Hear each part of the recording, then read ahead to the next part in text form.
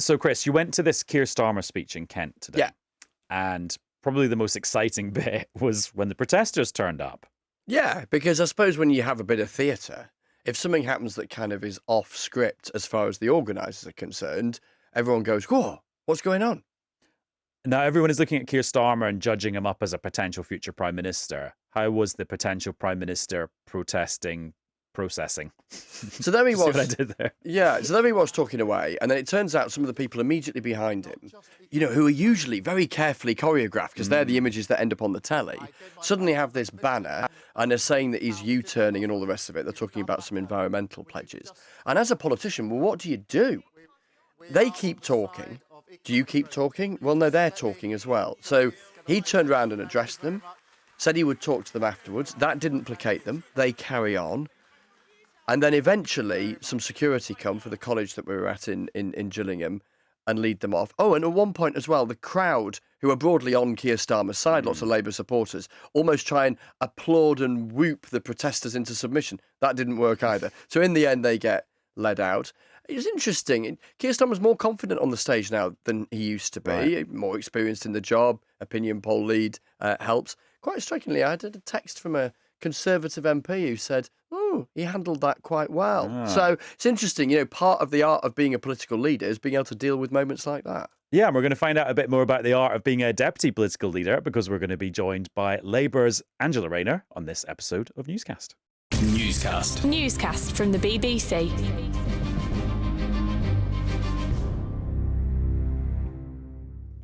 Hello, it's Adam in the studio. And it's Chris in the studio. Right, let's catch up with our first guest on today's episode. Joining us down the line from Sussex, it's Labour's Deputy Leader, Angela Rayner. Hello. Hi. What takes you to Sussex? Well, why not? I mean, I like to get up and down the UK and see what's going on. It's beautiful to go on our train line services these days. I'm guessing that's a little joke you're making there. Now, Chris, do you want to just sort of set the scene a little bit? Because the big Labour announcement today was about education. Keir Starmer was doing a speech that you went to. Yeah, so it was a big speech about education, but more broadly really about opportunity. And I guess how you match the kind of boundless excitement and enthusiasm you'll often hear when you talk to young children. How do you match that with the opportunities to ensure that their dreams can be met? Now, the bigger context here is that Keir Starmer's been talking about his missions, 5 missions around kind of big policy areas like the economy and crime and the NHS and energy. They were the other 4. Today came number 5, education and opportunities. And as he put it, kind of removing barriers to opportunity, removing what he described as the class ceiling. And Angela, one of the big policy announcements, or certainly one of the ones that people have been focusing on in the media today, is this idea that alongside literacy and numeracy, you teach school pupils in England kind of how to express themselves better, maybe to be a bit more confident. How do you feel about that idea? And also, how are you going to do that? Well, I think it's a great idea. In fact, the debate that's been had is around how people speak, but actually it's about the confidence, as you say, and I see that as incredibly important. I think often it's something that is implied when you're working class, that, doctors, teachers, police, they're people that do things to you as opposed to the people you can be. And it's the same in terms of how you express yourself and the confidence to go for those jobs. It's not about changing, people's accents or where they're from. It's about embracing that people are all different and that, you can have your talents and your confidence to express yourself as the person that you are. And I've been a long believer in that, and that's why I've never changed the way I am as a politician, despite the levels of abuse that I get sometimes, just because I speak with a Mancunian accent or I'm proud of my past. People will countlessly say, oh, she's thick, she can't speak properly, but actually I'm clearly not stupid, because I wouldn't be in the position I am today. And, I was a vocational learner, and this education announcement and opportunities is about recognising that not all people are the same and that we are different, and you can express yourself and be confident in the skin that you're in. Do you think we're a snobby country, Angela? No, I don't. And to be honest, some of the negative headlines, shall we say, that I've had from certain outlets, the backlash to that has been, humbling, to be honest. If you remember, Dominic Raab at Prime Minister's Questions once challenged me for going to the opera. I think he was suggesting that people like me from my background shouldn't be at the opera.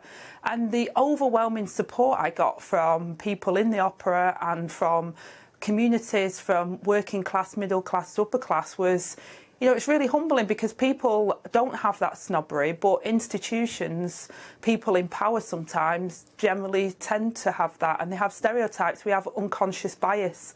And, if we can't accelerate people coming from different backgrounds, and if people can't see people who look and sound like them, then, it does narrow people's opportunities for careers. And that's why Keir is absolutely right to say we want to smash that class ceiling, because I actually think one of the biggest challenges I face is my class and where I come from and my accent. I do think that has an impact on me pretty much daily, to be honest, in my role. Talking about the opera, it's Glyndebourne season again, the lovely outdoor opera house. Are you going this summer? I'm not, no. Do you know, opera lasts way too long for me. So you went but didn't enjoy it? It was great to try it. I loved it. It was really good. Yeah. I think everybody should go at least once. But it's not my favourite genre. More important culturally, did you get an access code to get Taylor Swift tickets, or are you one of the millions who've been disappointed in the last 24 hours? I haven't got Shake It Off Taylor Swift tickets. I'm really gutted about that. More importantly, my teenagers probably are more gutted than I am about that. But, ticket prices these days, talking about class, most people from working class backgrounds can't afford ticket prices these days. They go for crazy prices. Is that something the government should be doing something about? Would a Labour government have a task force to tackle top ticket prices? No, but I think, the artists themselves have been really frustrated about, people, they try to keep the ticket prices fair, and then obviously they're bought up by, these, companies and ticket people that buy them, and then they sell them again for 2, 3, 4 times the price of the ticket that the artist was asking for. So I do think, to be fair, the artists try their best to make the ticket prices fair and reasonable, but unfortunately when they're all sold out within an hour and then you see them on outlets for 3, 4 times the price, it prices out most people from being able to go. No, I don't know if you remember last time you were on Newscast. I can't remember where you were, but you were waiting to get a train, and we still managed to nab you just in time. I think it was Simon Lightwood's by-election, and I got the train, by the way. Thank you. Good. Glad we didn't leave you standing on the train platform, eating a very expensive sausage roll, waiting for the next train. Anyway, one of the clips from that show went a little bit viral, and it was you with this bit of advice for Keir Starmer. I do think that some of his, conditioning as when he was in lawyer and things like that, just makes him sometimes he takes the emotion out of it and he puts the sort of strategic stuff in, and I think, no, put some more welly into it. Has he found his welly, do you think, Angela? I think so. I've reflected on that, and there's so many people that try and change the way I am and say, Angela, if you just spoke a little bit like this, or if you just did that. And, I am who I am, and I express myself in the way that I do. And I think Keir is who he is, and he expresses himself. I think people know more about him as a person now. I think he has opened up more about what drives him and his passions and why he's involved in politics and why he wants to be the Prime Minister. And I think that's a good thing. But we do have different ways of telling the same sort of, values and what we want to see the country for into the future and what drives our politics. That's interesting, isn't it? Because there's you being kind of self-reflective on a kind of bit of advice from a while ago where you were almost kind of saying you wanted him to be a bit more like how you are. And here we are talking about kind of confidence and how people express themselves and actually, people being themselves, really. Exactly. So I've reflected on that, and genuinely I think, you know what? People always try and tell me how I should be, how I should present myself, and actually, I am who I am, and I lean into who I am and try and be as genuine with people as I possibly can, and that gives a little bit of the audience a bit of who I am. They feel like they have a bit of my personality, which is a good thing because they feel they can connect with it. And I think Keir is who he is, and he can't change. The most important thing is about what he says he's going to do for the country and whether people can connect with that. And I think that he has to be himself myself. So I have reflected on that. I genuinely have reflected on that. And I think, you know, looking at the missions today, and when I go into schools and speak to young people, I always say to them, you know, there's only ever one version of you on this planet, and, you know, you don't want to be a bit more like me or a bit more like Keir or a bit more like anyone else you see. You want to be a bit more of yourself. I have to confess, you know, everyone has like little catchphrases that they just use all the time. One of my catchphrases is actually from you, Angela, saying that. And when somebody is kind of like not doing enough, I'm like, come on, put some welly in it, like channeling you. But it sounds like maybe I should stop saying that because you would like to withdraw that now.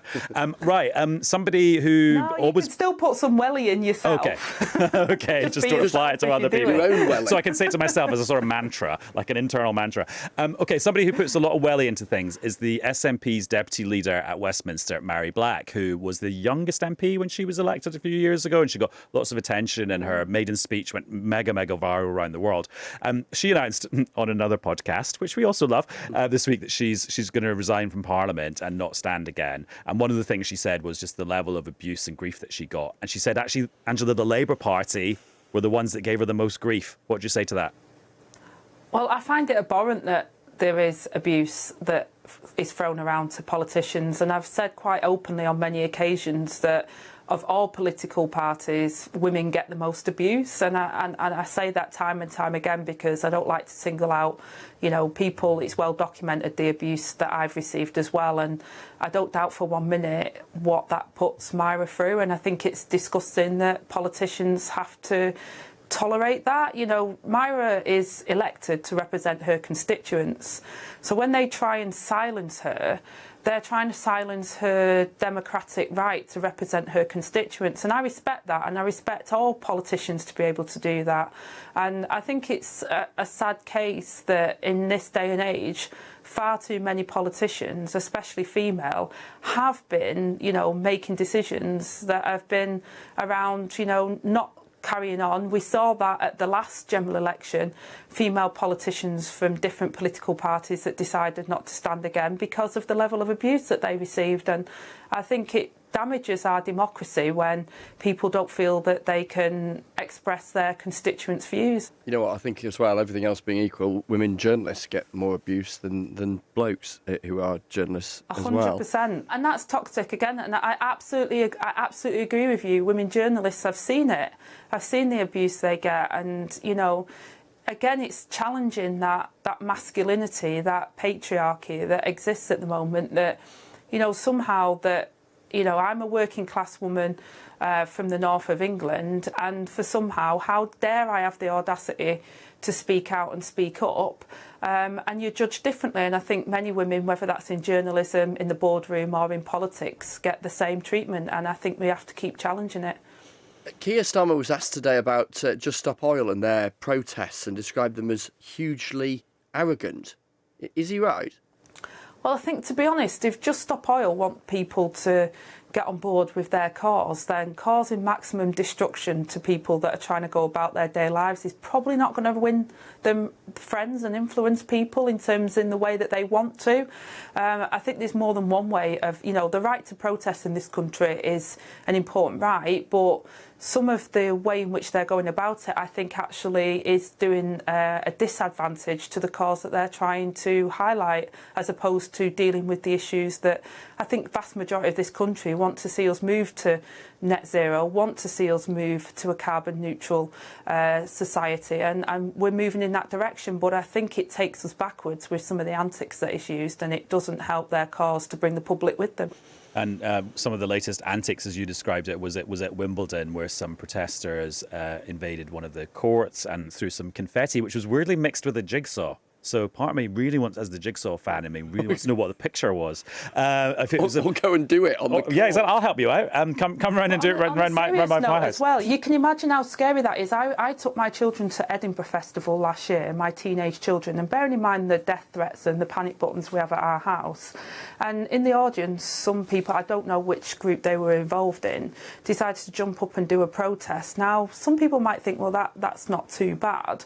But that absolutely petrified my children because they thought something serious was going to happen at the time, and throwing stuff, and you don't know what that contains, people. I just don't think it's a way of getting your message across. If I'm honest, I don't think it helps bring the public with you. I think it's it's disruptive. It's scary for people, and it doesn't get your message across that you want to get across. I think there's other ways of doing that, and peaceful protest in this country is an absolute right, and I think there's ways to do that. And actually, if you do it in a proper manner, and there's lots of ways to protest. I've done it. I silently protest at a town hall once years ago as a trade union rep, and it was quite surreal. Most people was like, there's 500 people here and it's deadly silent, and we all had our banners, and it freaked everybody out that we were so quiet. But I think there's ways of getting your message across that can take the public with you, as opposed to disruption. I think seeing Angela Rayner being silent would be much scarier to me than somebody throwing some confetti, if I'm honest. But Angela, just on a serious note, I'm very, very sorry to hear about how your family felt when those protesters turned up. It's the stuff that you don't do as a family because you're worried about their safety because of your job. Is there like things that you used to do that you just don't do anymore? Yeah, I don't go out with my friends on a night out. I don't publicise if I'm going somewhere before I'm going there often. It has to be risk assessed, and yeah, it does have an impact, and it is sad. I mean, I got death threats to my children as well. They need escorting to and from school now. We don't let them, they're teenagers, 14 and 15, and we don't let them walk home from school like every other child would, because we're worried about them. It does affect things. The people that have been, the police have been involved, and I spoke to people who have sent death threats to me in the past. They didn't realise the consequence of doing that. They didn't see it as, they just thought it was, I was drunk, or I didn't really mean it. But it has an effect on people. And have you, and you're probably not allowed to say, but I mean, have you had discussions yet with like the police and the spooks about if you become Deputy Prime Minister in a year's time, whether you might need more security as a result than any other previous Deputy Prime Minister? I haven't had those discussions, but the one thing that I decided, and I think the one thing that I know is that it's a tiny minority, and of the people that, like I say, the police have dealt with, majority of them have had absolute genuine remorse for what they've done, and they didn't realise the impact on sending those messages that it had on me and my family. So I don't think majority of people, and I don't think the risk is that high. But when you've had two politicians assassinated since I've been a Member of Parliament since 2015, and two of my colleagues have been murdered at work, it does have an impact on people's family and friends when people send you those type of messages. Blimey. When newscasters listening to this, Angela, and hearing the implications, not just for you, but for your own children day to day, might wonder, does it ever cross your mind to just walk away from all of this? And that's one heck of an implication that it has, not just for you, but for your family, for your children. Yeah, I mean, it's hard on family and friends, and my eldest lad once said to me, "Mum, is it worth it?" And I think democracy is worth it. I think if we let people silence people out of politics, I think it's absolutely devastating that Myra Black thinks that she can't carry on. I think that's really sad. She has an absolute right to be elected by her constituents and to do a job. I mean, that's an incredibly serious note to end on. A really valid subject for discussion, but really, really serious for our last TV show of the season as well. So let's end on a classic newscast trivia thing. It's barbecue weather very much at the moment. Have you ever been round to a barbecue at Keir Starmer's house? What's he like on the grill? I haven't. He's not invited me yet. I'm hoping he's listening to this. Yeah, well, I'm sure he will be. Welcome and invite. He's more than welcome to come to one in Manchester. I'm not sure that we have what we call barbecue weather in Manchester, but we have gazebos. Well, I mean, if we have managed to secure you a Starmer sausage, oh, that sounds really dodgy, but you know what I mean, then we will have done our job. Angela, thank you so much. Thank you. Cheers. Well, Angela Rayner's comments there about social media lead us seamlessly on to our next conversation. Are you a threader? Have you joined the new social network? Not. I say not yet. I don't know if I will. But yeah, no, I haven't yet. Okay, well, maybe if you do tonight, then they'll have 30 million and one 30 users in their first day. How many of yeah. Yeah. Anyway, so it's a whole other thing for Westminster to obsessively check on their phones. And two people who I'm sure will be doing that are Lucy Fisher, who's the Whitehall editor for the Financial Times. Hello, Lucy. Hi, Adam. And Ava Santina, who's the political correspondent for Politics Joe, which is very different from the FT, but just as good. Yes. Well. So have you both joined Thread? Is it Threads or yeah, it's Threads, isn't it? Yeah. Have you joined? I was bang on it at midnight. I was really? embarrassing. Did you stay up? Yeah. I was like up for the announcement. It was right on the phone. I was in. I wanted to be first. You know, I wanted to kind of corner my space, carve the space out for Politics Joe as well. What was your first post? It was actually for Politics Joe, and it was about, you know, I had to do a little Mick Lynch, you know, General Secretary of the RMT. That's big content for us. So that was the first thing. It was him trashing the Prime Minister. And did you get lots of, I mean, what did you get on Threads? I haven't really checked it out properly. Did you get likes? Did you get likes, re-threads? but it was really lonely, as you can imagine, at midnight. It was. You're the only one on. You're the first one. I was just sort of shouting to an empty It's like room. when sports clubs describe themselves as the very first kind of football club or whatever, and you think, well, who did you play on the first weekend? And so you go on a social network and you're the first there, and there's no one to talk to. You were quickly joined by about 7 million other people in the first hour, though, I was reading. Lucy, have you used it yet? Yes, I have. First impressions? Well, look, I took a sort of deep breath before diving in because I slightly sort of want to escape the tyranny of the sort of message board social media, which Until I'm you've as joined addicted another to as one. everyone. Yeah, but I also think it does have a slightly corrosive effect on news gathering, which is my business, because I'm looking at what other reporters are doing. I'm sort of inspired to go in the same direction. Hopefully someone somewhere might be, you know, thinking the same about what I'm doing. Back in HQs across proverbial Fleet Street, news editors who aren't on the ground, even worse, are looking at what rival organisations are doing. And I think it encourages herd mentality and groupthink. All that said, I have joined Threads, and I think they've tried to fix the white space thing. So much about white Ava. space. Well, okay, when I went on just now before coming on air, I was being served up Paris Hilton, Leeds FC, an attempt at amusement account called the Archbishop of Banterbury, none of which I asked for. So I kind of want it to be more curated like Twitter. What I find strange about it is because you import over all the people you follow on Instagram, you have people who are used to seeing like drinking Aperol spritzes or going for a bike ride, but you see them using words instead and talking about things that are happening in the world today. And I can't quite get my head around that cast of characters is now doing that as well. Ava, do you think we'll catch on for politics? Because the fact is Instagram hasn't really caught on in the political world. I mean, we all use it for our mates in politics that we have, but we don't really use it for kind of our jobs, do we? Well, I think it kind of depends because Politics Joe, we're an online outlet, we're solely based on social media and we're aimed at under 35. So Instagram is kind of one of our, you know, proper, like that's where we build from. And actually we have a huge following on there and we put breaking news on there and we've really used it the last year. And I mean, millions of people engage with it every month, which is extraordinary. Oh, so Threads will be huge for you guys then? Well, I think there are a few kinks to Threads at the moment. I think the big test for it will be when there's a breaking news day. So, you know, God forbid something terrible happens or there's another resignation. If Threads can catch up the way that Twitter, you know, can platform all the journalists and you can really see across it, then maybe it's got potential. But at the moment, it kind of feels a little bit sort of like a blogging site. I'm still not sure how long the messages are because some of them seem really long. Was it 500 characters? Did I read that? I'm conscious that a newscaster may be watching or listening to us and thinking, I don't really go very near many social media sites at all. And therefore the extent to which, I don't know, this conversation might sound quite distant. The other thing I wonder about with Threads is... Although 30 million people did sign up on day one. Yeah, true. Around the world. True, so that's quite a long way to go. Except not in the European Union, because it's not happening there, is it? Yeah, it's a Brexit dividend.